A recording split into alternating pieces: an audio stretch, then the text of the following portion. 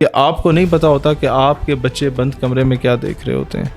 آپ اسے سونے کا نوالہ دیتے ہو تو اسے شیر کی نظر سے دیکھو. اور اگر بچہ کہتا ہے نہیں جی میرا رائٹ ہے, آپ مجھ سے نہیں پوچھ سکتے, تو پھر آپ اسے 2-4 لیتر لگا سکتے تو لگائیں. عدالت یا پولیس ہیز نو رائٹ کہ وہ ماں باپ سے پوچھے کہ بچے کو کیوں ڈانٹ رہے ہو. کیا کہنا چاہیں گے آج کل جو پاکستان میں چل رہا ہے کہ جیسے دعا ایک چھوٹی بچی, اس کا گمشدگی کا معاملہ چل رہا تھا اور پھر پتہ چلتا ہے کہ اس نے نکاح کر لیا, اور اس قسم کے آئے دن واقعات سننے میں آ رہے ہیں, تو کیا کہنا چاہیں گے آپ ایسے بچیوں کو بھی اور والدین کو بھی؟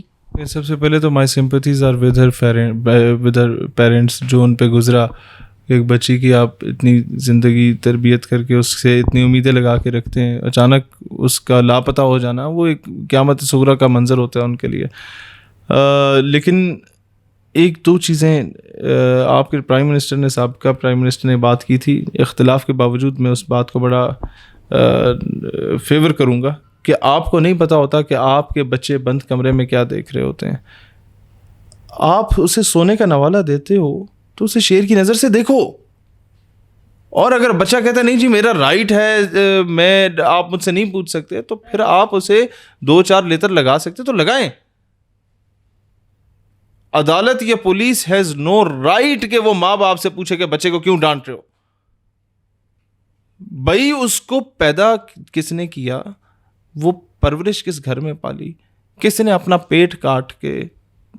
میں جانتا ہوں والدین نا عید کے کپڑے اپنے لیے نہیں لیتے, بچوں کے لیے لیتے ہیں. کپڑوں پہ اپنے پیون لگے ہوتے ہیں, بچوں کو ہمیشہ خوش دیکھیں گے. جب بچے کو بازار سے گزار رہے ہو نا, تو وہ بچے کو کوئی چیز پسند آ جائے, والدین کے پاس پیسے نہ ہو, تو اگلے دن قرض لے کے اگلے بندے کی 2 ٹکے کے بندے کی بکواس بھی سن لیں گے, لیکن اپنی بیٹی کو وہ چیز لے کے دیں گے. تو وہ اگر 1-2 سے لگا دیتے ہیں تو اس میں کوئی برائی نہیں ہے.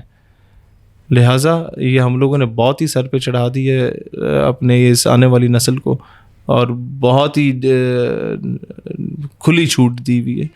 ان کو دیں, ہر چیز دیں, موبائل بھی دیں, سب کچھ دیں, کیونکہ بچے پانی کی طرح پانی کو گراتے ہیں نا, یہاں سے ہاتھ رکھ لیں پانی نہیں رکتا, وہ یہاں سے بھی نکل جائے گا, یہاں سے بھی نکل جائے گا, اپنا راستہ بنا لے گا. دیں ہر قسم کی آسائش, لیکن اس بچے پہ چیک اینڈ بیلنس رکھیں.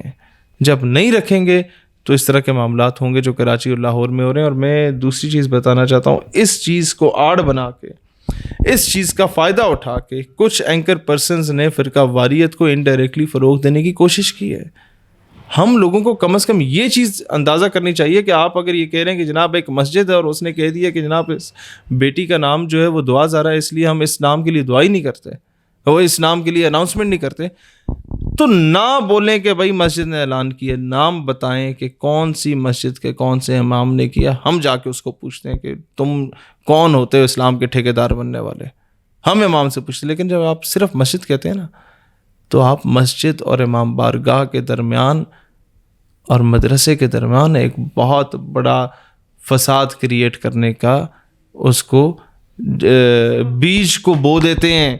جس فرقہ واریت کی لعنت کو ہم ختم کرنا چاہتے ہیں, آپ دوبارہ اس فرقہ واریت کو شروع کر کے پاکستان کو پھر ڈیوائڈ اینڈ رول کی پالیسی کی طرف لے کے جا رہے ہیں, اپنے چند لائک اور ویوز کے لیے کہ لوگ شیئر کر دیں گے. لوگ بیچارے جذباتی ہوتے ہیں, لوگ ایموشنل ہوتے ہیں اپنے مسلک کو لے کے بیچارے, اور وہ بیچارے دھڑ دھڑ شیئر کریں کہ دیکھو یہ نام کی نسبت اہل بیت علیہ السلام کے ساتھ ہے, تو دیکھو یہ اس نام کو مسجد میں لینے سے جو ہے وہ انکاری ہو گیا, پتہ نہیں کیسا مولوی ہے وہ مولوی ہوگا الو کا پٹھا اگر اس نے اس طرح کی حرکت کی ہوگی. لیکن یو مسٹ ہیو نیمڈ ہم.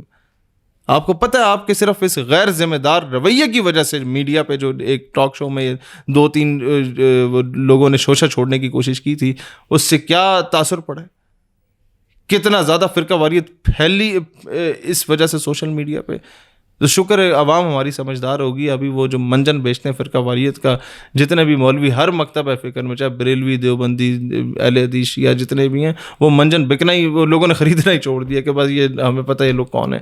لوگ ابھی آ رہے ہیں یونٹی آف مسلم امہ کی طرف, لیکن یہ جب منجن وہاں سے ختم ہوئے تو یہ ہمارے اداکار جو ہم نے میڈیا پہ بٹھائے ہوئے ہوتے ہیں ان لوگوں نے شروع کر دیے. تو اٹ مسٹ اسٹاپ. تو میں یہی بات عرض کرنا چاہتا ہوں کہ اپنی بیٹیوں کی تربیت کریں, اور اس کا ملبہ ہم کسی اور پہ نہیں گرا سکتے. اگلا لڑکا خراب ہوگا, وہ یہ ہوگا, تالی ہمیشہ 2 ہاتھ سے بچتی ہے. اور جہاں تک بیٹیوں کی تربیت کی بات ہے, وہاں بچے بری الذمہ نہیں ہیں. لڑکوں کی تربیت کی زیادہ ضرورت ہے. جہاں لڑکی کو کہا جاتا ہے کہ آپ نے سر کو ڈھکنا ہے, وہیں مرد کو بھی یہ کہا جائے کہ آپ نے اپنی نظریں نیچے رکھنی ہیں. یہ دونوں چیزوں پہ تربیت should be the most important factor.